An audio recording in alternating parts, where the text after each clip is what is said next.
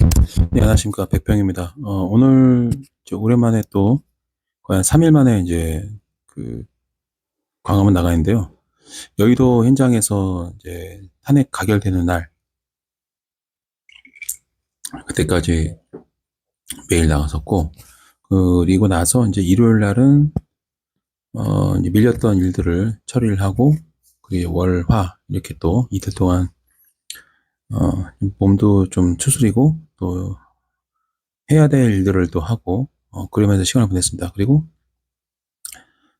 제가 이제 수요실을 못 나가는 게 벌써 되게 오래된, 한 4, 5개월 돼 가는 것 같아요, 거의. 아니다. 4, 5개월은 아니고, 한 3개월 이상 돼 가는 것 같아요. 4개월 정도. 근데 이유가, 첫째는 이제 벌려놓은 일들이 좀 있다 보니까, 그거를 처리하면서 이제 자연스럽게 나갈 수 없는 상황에 이르렀고, 그리고, 지금도 잘 모르겠어요. 어쨌든 뭐, 여유가 되면, 이제 다시 나가고 싶긴 한데, 그래도 일단 일이 먼저 우선한 생각이 들어서, 그리고 이제 건강상 문제도 있습니다. 그러니까, 어, 그래서 제가 이제 이 활동가들을 되게 이제 뭐 지지하고 있습니다. 왜냐면 이제 그분들이 안 계시면 이 집회가 이제 또 이어나가기 어렵기 때문에 고정적으로 활동하신 분들이 계셔서 다행이다. 그런 생각을 하고 있습니다. 광화문 오랜만에 나왔는데, 어, 저기 뭐, 크리스마스 분위기가 무진 나죠. 트리도 크고, 그리고 분위기도 되게 좋았고, 보면서 이제, 야, 비상겸 이런 것만 아니었으면 얼마나 좋았을까. 그런 생각이 들고요. 그리고 이제, 한동훈, 이제 전 대표죠. 국민의힘 전 당대표. 한동훈을 보면서 느끼는 게, 왜 우리 그런 거 있잖아요. 왜 영화나 드라마 보면, 일진들한테 괴롭힘 다 당했던 애들은 나중에 커서도 일진 보면 약간 쪼는 거 있죠. 주눅 드는 거. 그리고 평생 2등은 1등 앞에서 항상 주눅이 드는. 근데 사실 그 어릴 때 일진들한테 괴롭힘 당하고 이거 때문에 평생 트라우마로 고생하신 분들도 계시지만, 아울러 또 그거는 또 우리가 성인이 되면서 극복해야 될 문제가 되는 거죠. 저 같은 경우는 어, 좀 눈치가 빨랐고 머리가 좋아서 그런지 그런 상황들을 최대한 빠르게 좀 피해 다니고, 또 이길 수 없는 싸움은 최대한 피하고, 이길 수 있는 싸움은 겁나게 무섭게 달려들어서 막 좁혀버리고, 그러면서 이제 지지하는 삶을 살아왔던 것 같습니다. 그래서 중고등학교 때는 그 심리를 잘 파악하다 보니까 이 폭력을 쓰는 그 일진들의 심리를 알아가지고 걔네들이 걔네들 마음을 읽었던 것 같아요. 그래서 뭔가 나를 협박하거나 어, 폭력을 행사하거나 이런 것, 그거를 미리 감지를 해서 미리미리 피했던 것 같습니다. 솔직히 그래서 저는 그래서 한 번도 누구한테 맞았던 적은 없었던 것 같아요. 왜냐면 이제 딱 보면은, 아, 저놈이 벼르고 있다. 아니면 제가 나를 어떻게 할 것 같다. 그게 딱 보이니까 그 전에 이제 피했던 거죠. 그래서 학창 시절에는 초등학교 때 한 번 맞은 본 적이 있고, 대신 이제 한 번 내가 당한 적이 있는데, 그거를 제가 이제 앙심을 그러니까 좀 뒤끝이 길거든요, 제가.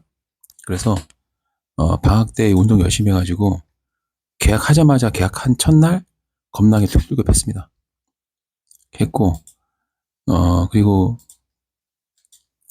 그 다음에 이제 중학교 때 1학년 때, 중학교 1학년 때도 제가 좀 많이 맞았어요.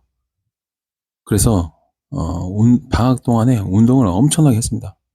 운동을 열심히 하고, 그리고 나서 이제 방학 끝나자마자 뛰쳐나가가지고 반 죽여놨습니다, 그냥. 수단과 방법을 가리지 않고. 그렇게 해서 이제 서력을 벗은 적이 있고, 그리고 나서는 이제 육체적인 싸움은 뭔가 소모적이고, 그리고 저도 맞고 나서 그 다음에 복수를 했잖아요. 그러다 보니까, 아, 이게 엎치락 뒤치락 하는 게 좀 비효율적이라는 생각이 들어가지고, 그다음부터는 이제 웬만하면 폭력은 좀 피했습니다. 폭력은 피했고, 이제 심리전과 교란전, 여론전을 많이 펼쳤던 것 같아요. 중학교 때부터. 그리고 이제 아무래도 이 상대방의 마음을 읽는 게 좀 제가 그때 좀 재능이 있어가지고 항상 뭔가 문제가 생길 것 같으면 미리미리 피해서 방지하고, 그래서 이제 상대방의 심리를 잘 이용해가지고 문제를 해결하고 그랬던 것 같습니다. 어떨 때는 뭐 추켜 세워주기도 하고, 어떨 때는 뭐 칭찬하고, 어떨 때는 막 응원도 해주고, 또 이제 기회다 싶으면 막 쳐서 그냥 쓰러져 버리고.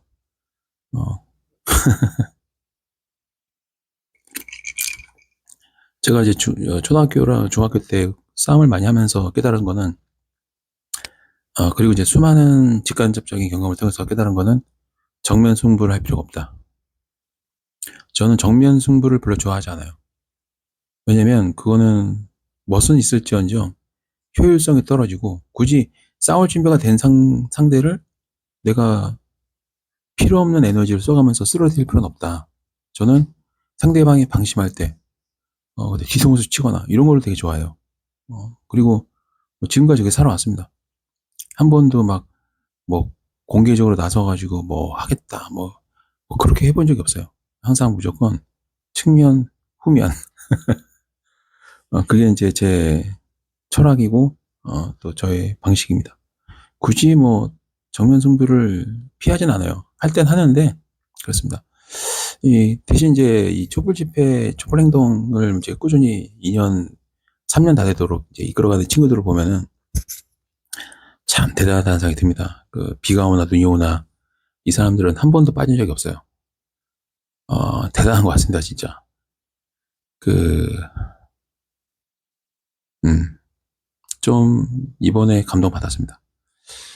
그래서 이제 가능하면은 이제 저도 공언한 바가 2025년부터는 이제 시사, 정치, 문화, 예술, 예능, 연예계 등등 전반적인 이슈에 대해서 이제 저희 생각들을 적극적으로 이제 피력하면서, 생각보다 이제 많은 분들이 어떤 이슈가 발생하면 거기에 대해서 이제 좀 총체적인 이해를 잘못하시거나 파악을 못하거나 또 잘못된 정보에 의해서 휘둘린 경우가 많으신 것 같더라고요. 그래서 그런 것들을 좀 방지하고자 어, 좀 많은 분들한테 별건 아니지만 그래도 제가 그동안 오래 해왔던 평론가의 어떤 그 길을 통해서 좀 도움을 드리면 좋지 않을까, 그런 취지에서 이제 다시 방송 재개를 선언하고 이제 활동에 들어간 상태입니다. 그리고 오랜만에 방송을 해서 그런지 오늘 같은 경우는 이제 의도적인 건 아니었지만 음악이 많이 퍼졌어요. 광화문에도 보시겠지만 막 별의별 음악들이 다 퍼지고 있었어. 그게 저작권에 걸리거든요, 사실. 예, 물론 이제 서울시나 뭐 이런 데서는 이제 그 저작권료를 지불하고 음악을 틀었을 거예요. 근데 유튜브 라이브 스트리밍에는 그게 들어가면 안 돼요. 근데 참 불행 중 다행히도 충전 케이블선이 없었고, 그래서 대체 케이블을 쓰다 보니까 지금 제가 사용하는 이 마이크 전용 수신기에 연결되는 그 충전선으로 이제 충전을 하고 있었고, 중요한 거는 제가 마이크를 키지 않았다는 것. 그래서 소리는 전혀 녹음이 안 됐다는 것. 하지만 덕분에 또 새롭게 더빙을 하는 또 기회를 갖게 된 것 같습니다.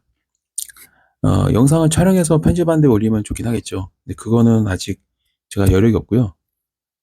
라이브 하고 나서 음성을 넣는 방식이 좀 좋은 것 같아요. 오늘 처음 시도해보는 것이고, 그리고 다행히도 유튜브 플랫폼이 이렇게까지 기술이 발달해서 사후에 이런 식으로 제 더빙 목소리를 업로드할 수 있는 그런 게 너무 좋은 것 같습니다.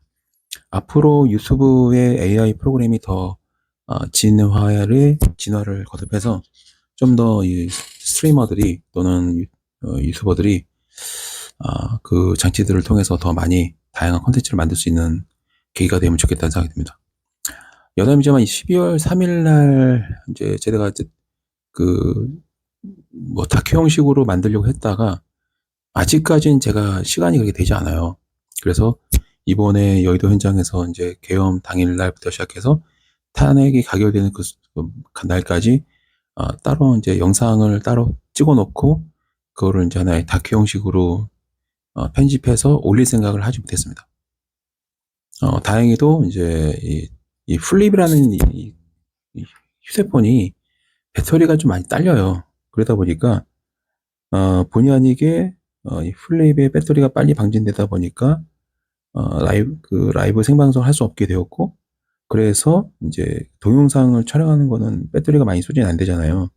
인터넷을 사용하지 않으니까. 그래서 동영상을 이제 혹시 몰라서 촬영했는데, 그게 이제 이번에 10일간의 그 숨가팠던 그 순간을 영상으로 편집하는 데 도움이 됐던 것 같습니다. 오늘 날씨가 굉장히 추웠습니다. 여러분 혹시라도 뭐 평일이건 주말이건 광화문이나 이런 데 나와서 집회에 참여하실 의향이 있으시다면 진짜 귀마개 필수고요. 그다음에 머플러, 이 말은 목도리라고 하죠. 필수고 장갑도 있어야 돼요, 반드시. 특히 유튜버 방송하신 분들은 장갑 도둑한 거 준비하셔야 될 겁니다. 진짜 추워요. 제가 2017년에서 18년 넘어간 그 2년, 횟수로는 2년이고 기간으로는 한 3개월 정도 된 기간 동안에 광화문 현대해상에서 이제 집회를 여러 번 주도한 적이 있는데, 그때 생각나더라고요. 정말 추웠거든요. 제 인생에서 사회생활 하면서 서울 시내에서 그렇게 추위에 떨었던 적은 그때 처음이자 마지막인 것 같습니다. 오늘 이제 그 추위를 느꼈습니다. 그래서 나오실 때는 보온을 좀 잘 하시도록 잘 챙겨 입고 준비하셔야 되고요. 그리고 다행히도 현장에서 이제 그 핫팩을 나눠주기 때문에 좋은 것 같습니다. 핫팩을 나눠주면은 이제 아무래도 그 손을 번갈아 가면서 녹여주기 때문에 되게 좋았던 것 같아요. 저는 이제 핫팩을 별로 이렇게 딱 좋다고 생각한 적이 없는데, 핫팩을 써보니까 좋더라고요. 그래서, 그래서 핫팩을 쓰는구나, 알게 되었습니다. 오늘 날씨가 춥다 보니까, 참여하신 인원이 원래 광화문에서 촛불 집회 하면은 꽤 많거든요. 근데 오늘은 너무 추워서 그런지 또 탄핵이 가결되고 나서 그런지 모르겠지만, 생각보다 사람이 이렇게 많지는 않았어요. 그럼에도 불구하고 이 강추위에 버텨주신 분들 참 대단하다는 생각이 듭니다. 사실 제가 현장에서 소리가 녹음 안 된다는 거 몰랐어요. 그래서 더빙을 하고 있는 거거든요.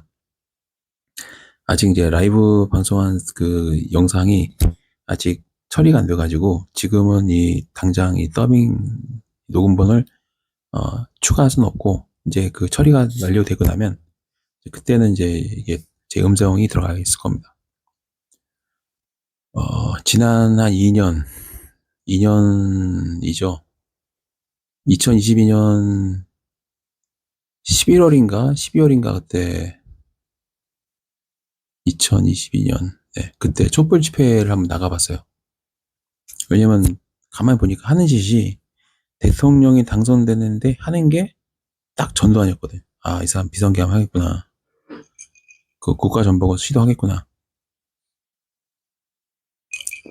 그리고 이제 천공이 너무 지나치게 개입하는 걸 보고 이번 정권도 끝나겠구나 싶어서 2022년 12월인가 11월인가 그때 한번 집회를 나가기 시작했는데, 계속 매주마다 나가게 된 계기는 처음 나갔는데 정말 추웠거든요. 오늘처럼. 오늘도 잠깐 한 10분 정도 맨손으로 전화기 받고 통화하는데 손이 이제 얼어서 동상을 입원했습니다. 말 그대로 동상. 그래서 사람들이 나갔더니 막 제자리에서 뜀뛰기 하고 있는 거예요. 뜀뛰기 하면서 그 집회에 참여하고 있는 거예요. 여성분들, 남성분들, 청년, 또 저기 나이 드신 분들 제자리에서 막 체조하면서 껑충껑충 뛰면서 집회에 참여하는 거 보면서 저 사람들이 얼마나 간절하면 저렇게까지 버틸까. 나 같으면 너무 추우면은 어디 카페라던가 따뜻한 국물을 파는 뭐 국밥을 먹는다던가 아니면 집에 가든가 할 텐데, 거기 그 자리를 끝까지 지키는 걸 보면서 좀 다양한 많은 감정들을 느꼈습니다. 그래서 자주는 못 나간다 하더라도 나갈 수 있을 때 나가자. 그런 마음으로 이제 나가기로 되었습니다. 오늘이 딱 그날과 똑같은 것 같아요. 딱 12월 달 크리스마스 그 즈음 엄청나게 추운. 네, 이렇게 추우면은 크리스마스 이브나 크리스마스 당일날 눈이 온다라는 속설이 있어요. 여러분 아시겠지만 어릴 때 왜 12월 달에 엄청나게 추우면 다들 막 기분 좋아하잖아요. 왜? 크리스마스 이브 때 눈 온다고 화이트 크리스마스. 이렇게 추우면은 화이트 크리스마스가 되지 않을까? 라는 기대감을 가져봅니다. 화이트 크리스마스가 되면은 가족과 함께. 근데 지금 여기 보니까 이 친구들은 크리스마스 이브나 당일날에도 집회할 기세더라고요. 그래서 참 대단한 생각이 들기도 했습니다.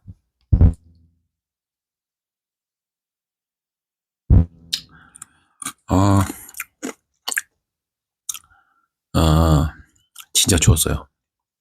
오늘 이제 이 가수분들도 많이 오셨고 또 시민 공연이 되게 좀 즐거웠습니다.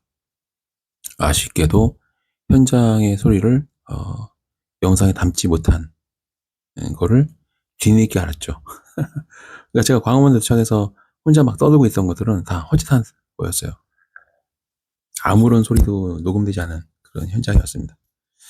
사실은 이제 이런 방송 사고는 또 이제 발생시키면 안 되겠다 그런 생각하면서 다음에는 이제 기회가 주어지면 꼼꼼히 체크해야겠다 싶고 그 사실은 그 마이크 그 수신기를 연결 안 하는 게 좋거든요. 근데 연결했으면 마이크를 켰어야 되는데 마이크를 키는 건 생각 못했습니다. 왜냐면 왜 그랬냐면 이 충전 연결선을 깜빡하고 책상에 놓고 와가지고 그것 때문에 딴 생각 못했어요. 바보같이. 어쩌면 그래도 뭐 저기 소리가 아예 안 들어가니까 뭐 저작권에 걸릴 일은 없죠. 12월 3일 비상계엄 그 선포를 하는 대통령의 모습을 보면서 기가 찼는데 우연히 이제 광화문 가면서 저기 쇼츠를 넘겨보는데 조국 당대표의 딸 이제 조민 양이 쇼츠에 딱 나와 있는 거예요. 어이가 없다. 할 말이 없다. 딱 그 표현이 맞습니다. 할 말이 없죠. 야, 이게 무슨 뭐 전시 상황도 아니고 비상사태 아니고 단지 야당을 죽이기 위해서 비상계엄을 하는 이게 내란죄를 무기징역 또는 사형으로 다스리는 이유가 사람이 죽기 때문입니다. 비상계엄을 잘못하면 사람이 죽어요. 이번에 그 국회의원들이나 또 많은 기자들과 방송사, 언론사가 보도하고 있는 내용들을 보면은 야당 의원들을 지하 벙커에 가두고 충격적인 거는 한동훈은 윤석열하고 수십 년 동안 형님 동생 하면서 검사 생활을 했던 사람이잖아요. 저는 좀 윤석열을 보면서 징그럽다는 생각이 드는 이유가 수십 년, 1년, 2년도 아닙니다, 여러분. 수십 년 동안 형님 동생으로 지내면서 검사 생활을 했던 사람들이에요. 동락을 한 거죠.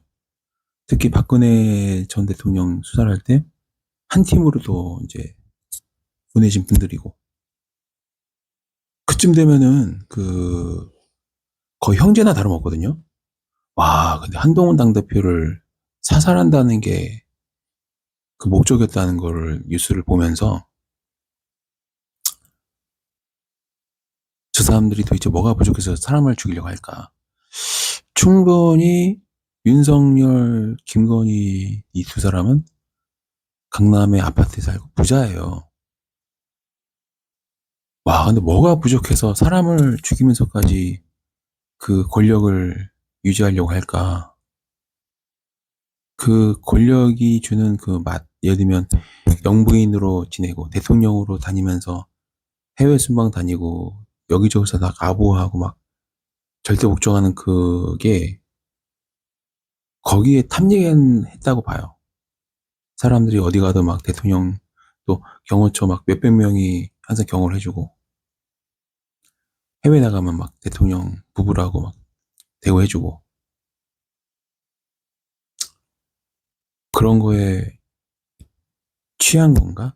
그게 그렇게 자기하고 수십 년 동안 형님 동생 또 형수님 하면서 지낸 한동훈이라는 그 후배 검사, 또 한동훈이라는 어떻게 보면 남편의 동생 같은 사람, 그리고 카톡도 김건희랑 한동훈이랑 막 엄청나게 많이 할 정도로 각별한 사이잖아요.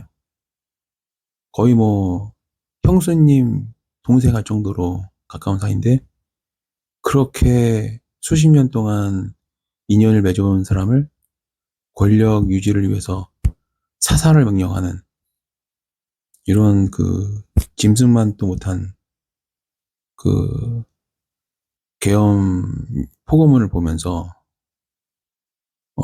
야, 세월은 흘러도 사람은 변하지 않는구나. 옛날에 왜 조선 왕조를 보면 왕권을 장악하기 위해서 막 수많은 사람들이 피를 흘리며 죽잖아요.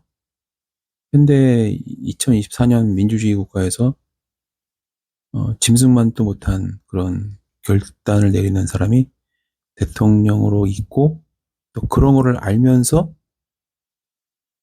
그날 1차 어, 12월 3일 탄핵, 아니 비상계엄 해제하고 나서 이제 그 주 토요일 날, 첫 금요일인가 토요일 날 이제 탄핵 의결이 진행되잖아요. 그때 추경호 원내대표가 이제 국민의힘 의원들을 다 한 방에 데리고 있었다, 뭐 그런 언론 보도가 있지 않았습니까? 그 얘기즉슨 추경호는 한동훈이 사살될 걸 알고 있었나? 그게 사실이라면 도대체 이 국민의힘의 그 탄핵의 반대표를 던진 의원들은 사람을 죽일 수 있는 사람들이구나. 즉 예비적 살인, 잠재적 살인범들이 국회의원 배지를 달고 있구나라는 생각이 들더라고요. 권력을 유지하기 위해서 당대표를 죽이려 하는, 저 같으면은 이런 정당에는 있지 않을 것 같습니다. 정치를 하고 경쟁을 해도 인명은 제천이라고 하잖아요. 그 사람 목숨은 하늘이 맡기는 거고 하늘이 정하는 것인데, 종교적으로 따지면은 이 하느님마저도 우습게 여기는, 그러니까 그 생각이 거기까지 미치니까 드는 생각은, 아, 전광훈이 광화문에서 집회를 할 때 하느님이 까불면 자기한테 죽는다 이런 얘기 하잖아요. 혼난다고 막, 하느님 나한테 걸리면 혼나 죽어 이런 얘기 하잖아요. 언론에 보도된 것처럼. 그 마음이 곧 국민의힘의 마음인가? 그러니까 하나님마저, 즉 이 세상을 창조한 하나님마저도 자기 손에 걸리면 혼난다, 죽는다 이런 얘기를 할 정도면 이 국민이라는 이 사람들에 대해서는 어떻게 생각할까? 과거에 새누리당 시절에 이제 국민을 개돼지라고밖에 비하했던, 조롱했던 그런 그 정치 세력이 이름을 이제 바꿔서 자유한국당, 미래통합당, 국민의힘당 이렇게 바꿔오면서 계속 명맥을 유지하고 있는데, 음,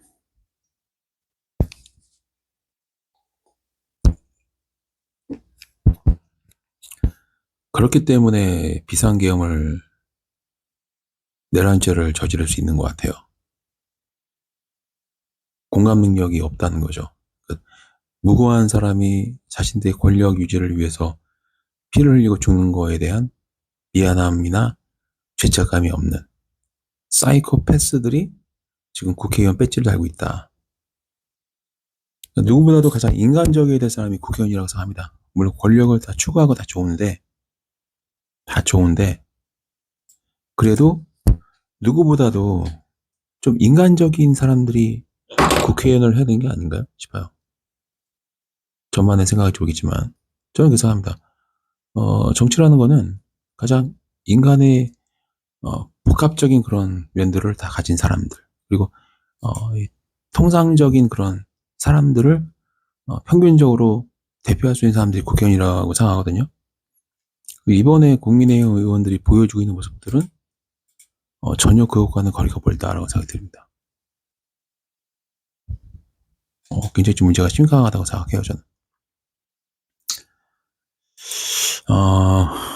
이제 얼마나 많은 분들이 제 이야기에 공감을 해주실지는 모르겠지만 저는 그렇게 생각을 합니다.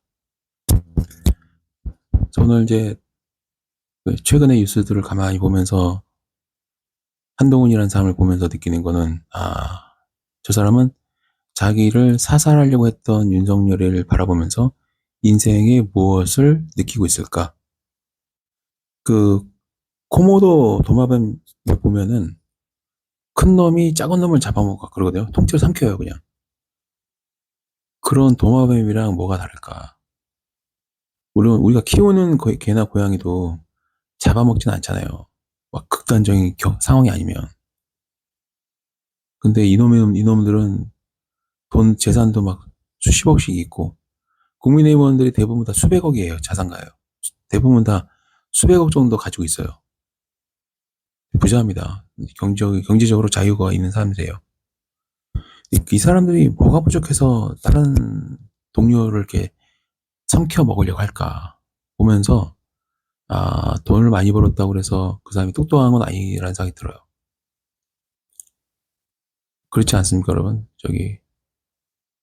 뭐 먹을 게 없어가지고 살기 어려워서 동료와 동지를 죽이는 게 아니라 자기 욕망을 위해서 수많은 국민들을 죽이고 심지어는 같은 당의 당대표를 하고 있는 사람을 사살하는 그런 사건에 대해서 이런 방구도 아무 말도 하지 않고 있는 이 상황을 보면은 지금 국민의힘 정당 같은 경우는 개돼지보다도 못하다. 고양이보다 그러니까 개반도 못하다는 생각이 들어요. 개들은 자기 새끼를 엄청나게 아낍니다. 심지어는 그 새끼가 죽으면 그 계속 핥아요. 핥아줘서 이제 살게 해주려고 주인이 그 새끼 강아지를 묻어주기 전까지는 계속 막 돌봐요. 핥아주면서. 걔가 할 수 있는 거는 핥는 게 다거든요. 사실 품거나 개들도 말 못하는 개도 자기 키우는 자식 이렇게 같이 지내는 개들 보면은 고양이랑도 친하고 닭이랑도 친하고 그러잖아요. 그러니까 개도 닭이랑 고양이랑 이런 애들이랑 어릴 때부터 자라면은 절대 안 잡아먹거든요. 물지도 않고 친구처럼 잘 지내죠. 막 당나귀랑 개랑 친하기도 하고 막 고양이랑 개랑 친하게 지내기도 하고 조그만 그 닭이랑 또 골든 리트리버 같이 큰 개랑 친구로 지내고 개들도 그러는데 어떻게 수십 년 동안 형님 동생 하면서 지냈던 그 후배 검사 출신 한동훈 당대표를 이번 비상계엄을 통해서 사살하려고 했는지 참 그래서 제가 개만도 못한 정당이라서 하는 겁니다. 최소한 우리가 이제 이 기본적인 그 인간의 도리를 하는 그런 사람들이 정치를 해야 되는 거 아니냐. 그게 제 기본 생각이거든요. 여러분들도 어떻게 생각할지 모르겠는데 저는 생각이 그래요.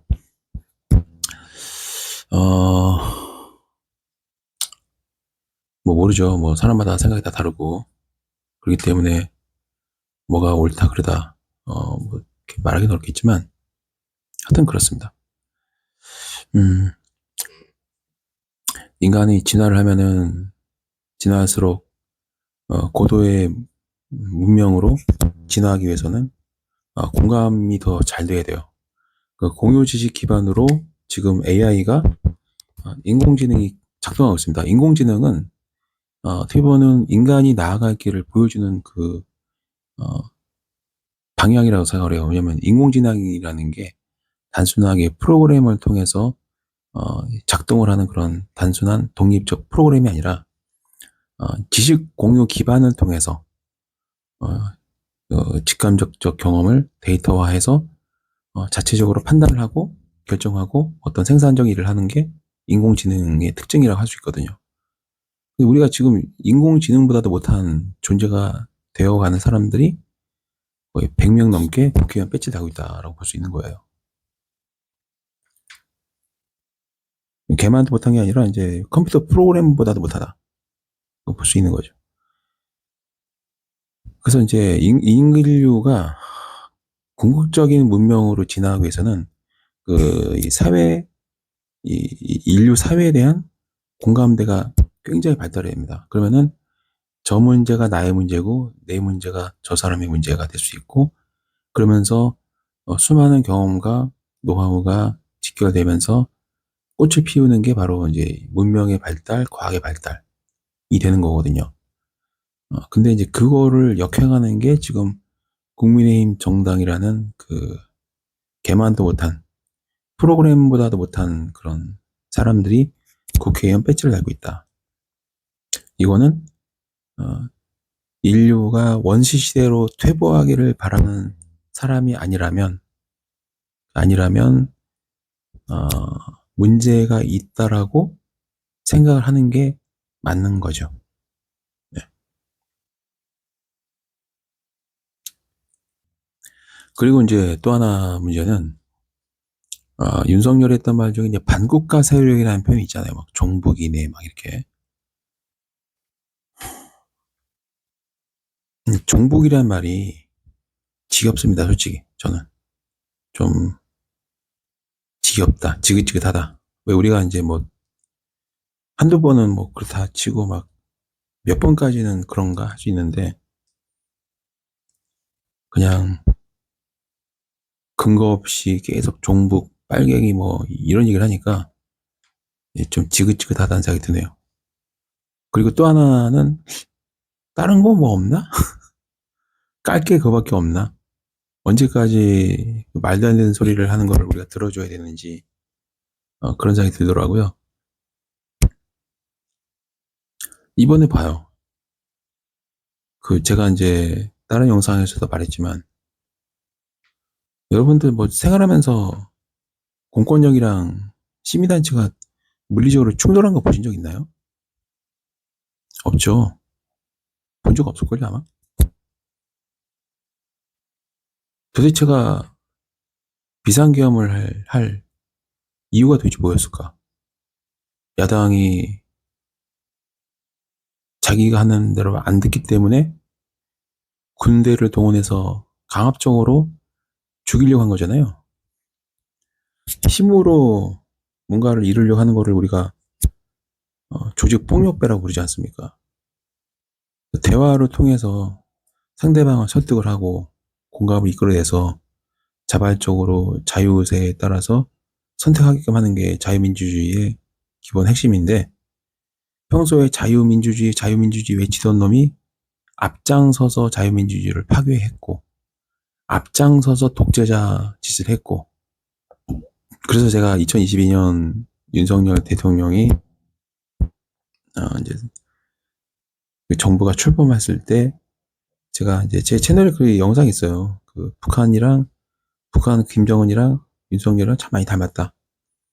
둘 다 핵무기 좋아하고, 둘 다 독재를 좋아하고, 둘 다 잔인하고, 사륙을 지향하는, 전쟁을 좋아하는. 그래서 저는 국민의힘 당 로고가 약간 각이 졌지만 흰바탕에 빨간색 이상한 도형이 일장기랑 뭐가 다를까? 미래통합당 같은 경우도 그랬어요. 자유한국당 당 로고가 북한의 인민 횃불이랑 똑같이 생겼더라고요. 횃불. 나는 그래서 자유한국당이 빨간색을 좋아하길래 빨갱이구나라고 말하기 시작했거든요. 지금 돌아보니까 어때요, 여러분? 한 7, 8년 지났는데, 제가 7, 8년 전에 자유한국당이 아무래도 빨갱이인 것 같다. 원래 빨갱이들은 자기가 빨갱이라는 걸 속이려고, 좀 과도하게 빨갱이를 저격합니다. 실제로 미국의 연쇄살인범이 그렇게 직업 여성들을 증오했대요. 평범하지 않게. 과도하게 직업 여성들을 막 혐오하고 공격했었는데, 정작 본인이 직업 여성들과 성관계를 갖고 그 다음에 죽였다 하더라고요. 원래 또 뭔가를 너무 과도하게 비정상적으로 비난하는 사람들은 본인이 그런 경우가 많다고 생각합니다. 사기꾼을 비정상적으로 과도하게 욕하는 사람들은 본인이 사기꾼인 것을 들키지 않기 위해서 사기꾼을 욕한다고 생각하고요. 본인이 성범죄자면 평소에 성범죄에 대해서 굉장히 과도하고 비정상적으로 혐오 발언을 한다고 생각을 해요. 이번에 드러난 게 딱 그게 증명된 것 같아요. 평소에 뭐 공산당이네 뭐 자유민주주의를 외치고 막 그런 사람이 앞장서서 자유민주주의를 파괴를 했죠. 근데 이제 지금 이 타이밍에 이 말을 해도 되는지 모르겠는데, 예전에 자유한국당 의원들이 중앙지검장이었던 윤석열과 또 배우자 김건희, 장모 를 향해서 이제 어떤 비리 의혹을 제기를 했어요. 그 당시 민정수석이 조국 전 당대표, 그리고 대통령이 문재인 등등. 만약에 자유한국당 의원들이 그때 윤석열 일가에 대해서 제기했던 그 범죄 의혹들을 한 번이라도 체크를 했다면 우리는 이런 일을 겪지 않았습니다. 뭐 이제 누구 책임이라고 이제 문책하겠다는 건 아니고요. 전 지금도 묻고 싶어요. 아직까지 제가 질문할 수 있는 기회를 갖지 못했기 때문에 질문을 못하는 거지만 정말 궁금합니다. 왜 그때 그걸 한 번도 체크 안 했는지.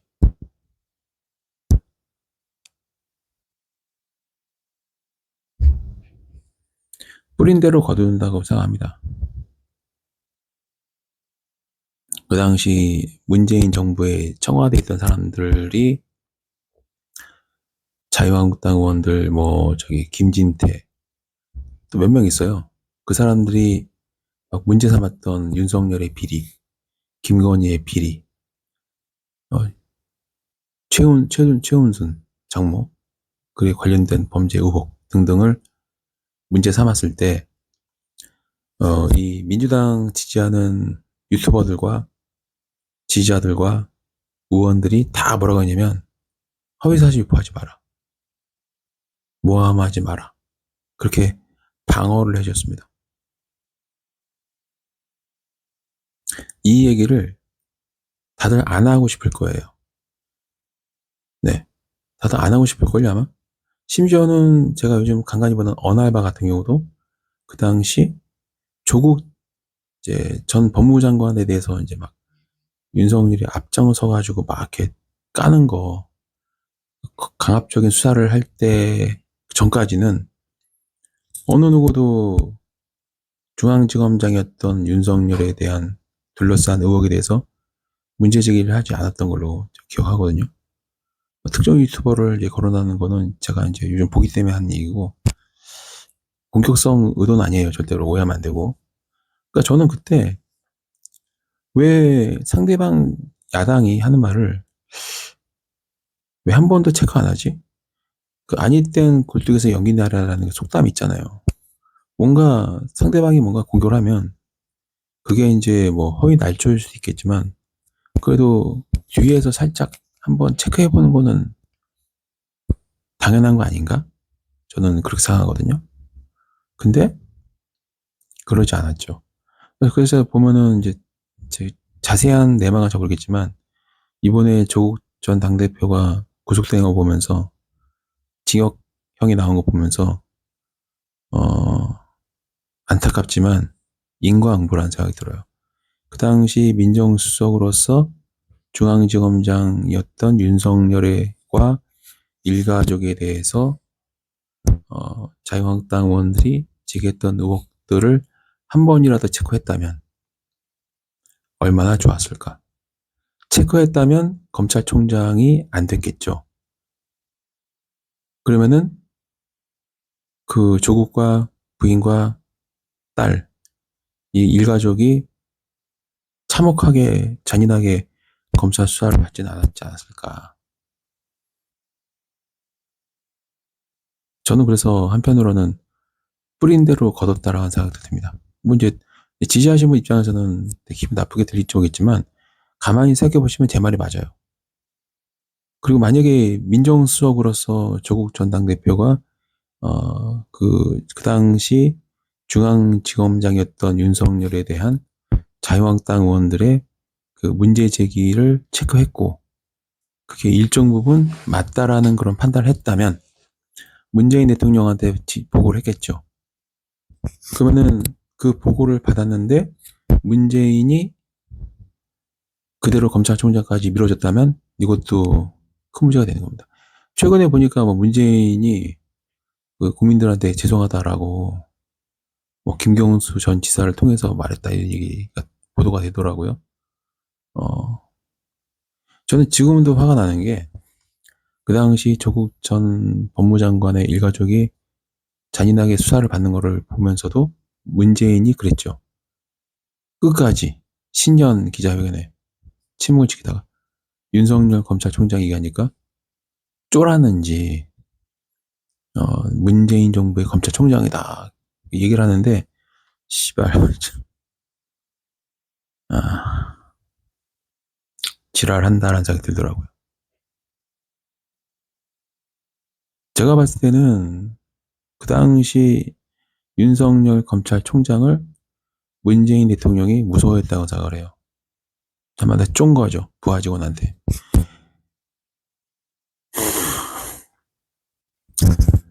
다시는 문재인 같은 대통령이 나타나면 안 되고요. 그리고 지금 뭐 이재명 당대표에 대해서 막 공격이 엄청 들어오는 것 같은데 솔직히 저는 이재명 당대표가 대통령이 되는 걸 한번 경험하고 싶습니다. 왜냐면 실질적인 개혁을 할 것 같아요. 문재인 같은 경우는 깝깝한 대통령이었잖아요. 그 국내 상황은 그냥 나는 그 말이 되게 싫었어요. 다 뭐 합시다. 문재인 지지하는 문골 오소리들이 했던 짓도 보면은 지랄 같았고요. 지저분하고 추잡했습니다. 굉장히 추잡했어요. 저도 한번 고소당한 적 있습니다. 그 문충배들한테. 물론 무혐의 받았습니다. 왜? 그 사람을 위해서 방송을 했는데 그 새끼가 나를 고소를 하더라고. 병신이. 근데 나는 불기소 정치가 됐고 그렇습니다. 그래서 이제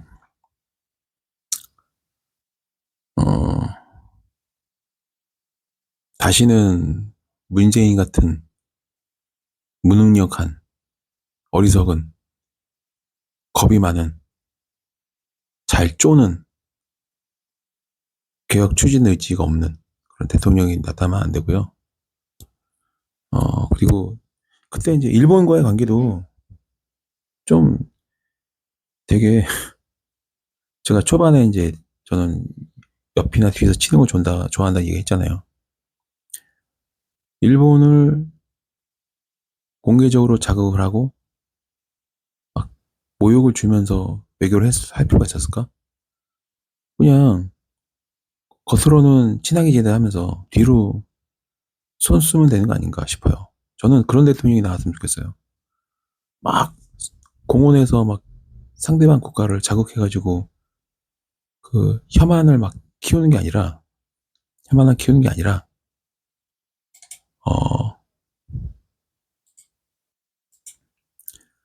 앞에서는 허 웃으면서 박수하면서 뒤에서 뭐 소부장 사업 있죠. 소재 부품 장비를 국산화하고 뒤에서 막 한국 반도체를 더 강화시키고 뒤로 앞에서는 일본은 뭐 협력 국가 말해주지만 독도 인근의 그 군비 태세를 더 강화하고 그런 식으로 그러니까 말과 행동이 좀 다르게끔 그렇게 외교를 했으면 얼마나 좋지 않았을까.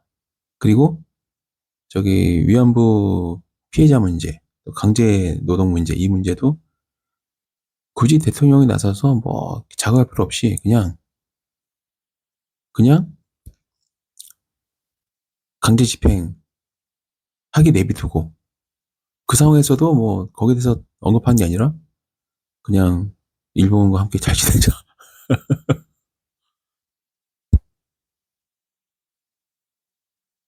왜 그러지 못했을까?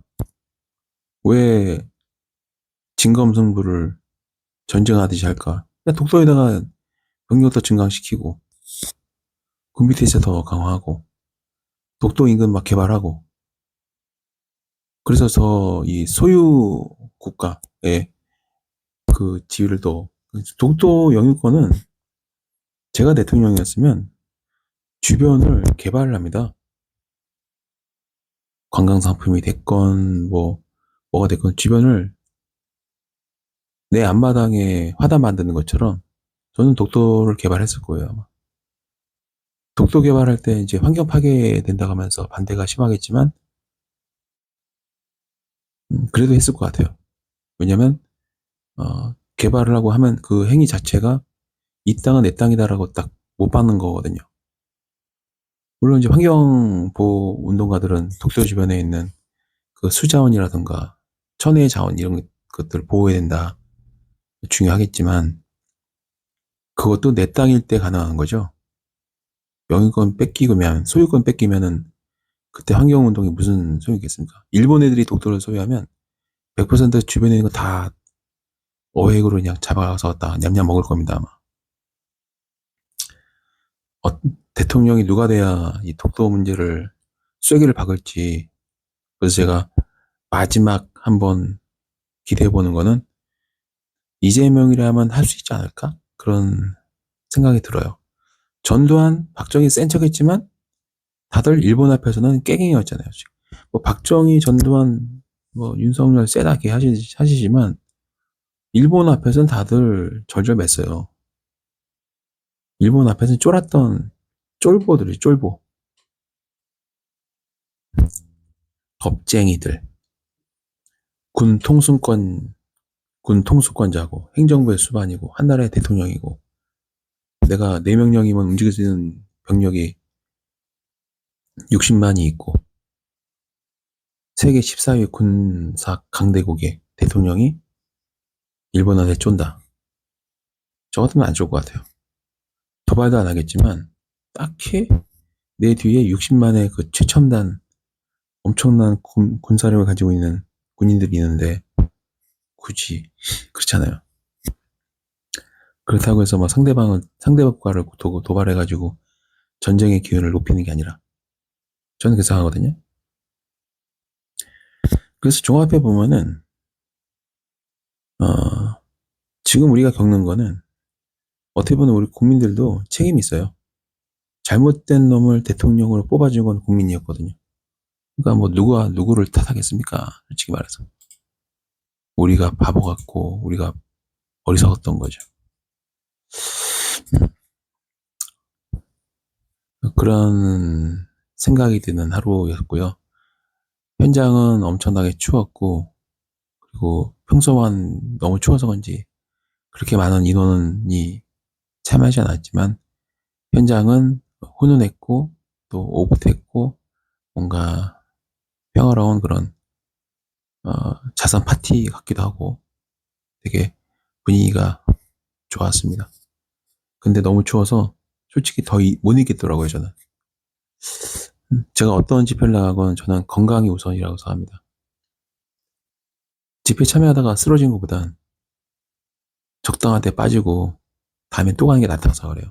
그리고 가장 중요한 거는 기본적인 생활을 잃으면 안 된다고 생각을 해요. 만약에 제가 뭐 어떤 경제적인 자유를 얻고 막 일을 안 해도 되는 그런 사람이었다 한다면 뭐 자주 나가겠죠. 근데 그런 상태는 아니기 때문에 저는 이제 솔직히 영상 생방을 1시간 좀 넘게 하고 마무리했습니다. 왜냐면 이 휴대폰 배터리도 이제 거의 방전되고 있었고 더 이상 촬영을 할 수가 없었어요. 그래서 이제 1시간 되니까 거의 날씨가 추워서 그런지 배터리 소모가 더 빨랐고, 또 배터리 전용 케이블 선이 없어서 충전도 제대로 안 되고 있었고, 또 돌아보니 소리 자체가 녹음이 안 됐더라. 그랬습니다. 음, 다음번에 또 기회가 생기면, 다시 현장에서 라이브를 할 생각이고요. 그리고, 그러면은 더 만족스러운 방송이 되지 않을까 싶습니다. 자, 이제 오디오에 문제가 있는 현장 중계에 대한 저의 생각은 이 정도로 마무리를 하고, 그리고 이제 다음 영상에서 또 저희 생각들을 풀어보도록 하겠습니다.